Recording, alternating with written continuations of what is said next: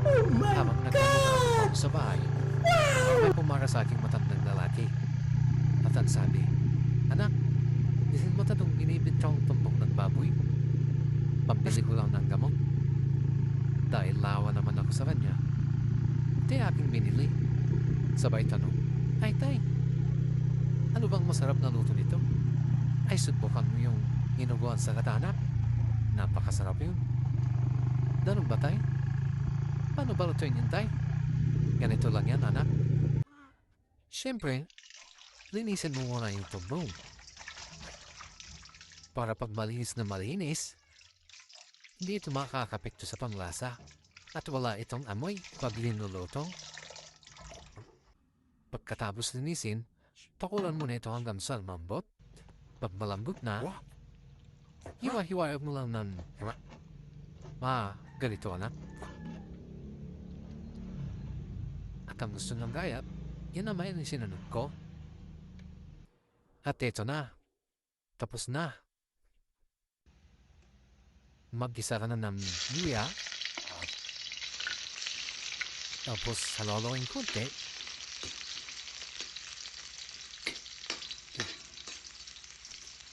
Pag medyo lumabas na yung aroma, isasunod mo na yung bawang.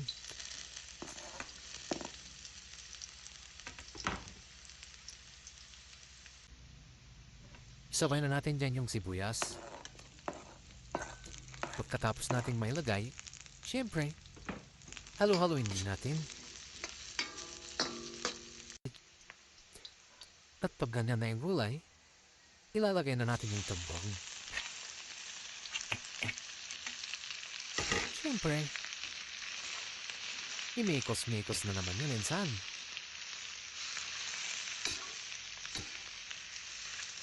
Haloin lang natin.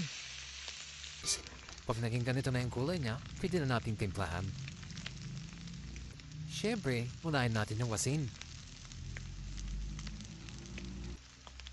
Tapos, 2 sakong paminta.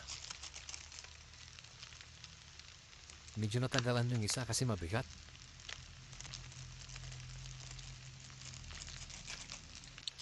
At ito na yung magic. Magic sarap. At halo-haloin na naman yan insan.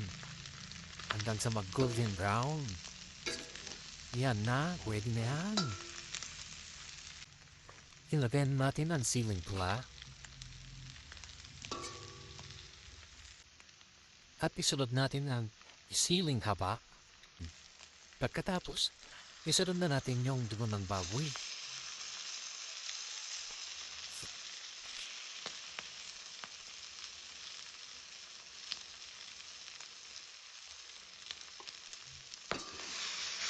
Haloin lang natin hanggang manutong lasa.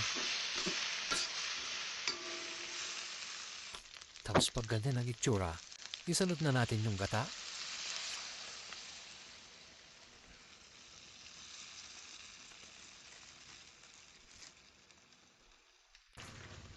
Yan, malapit na yan maluto. Paglatikin lang natin ng konti. Totoo ang sabi ni tatay, amoy pa lang, masarap na. Naaramidan tayo kakadwa. Manan tayong.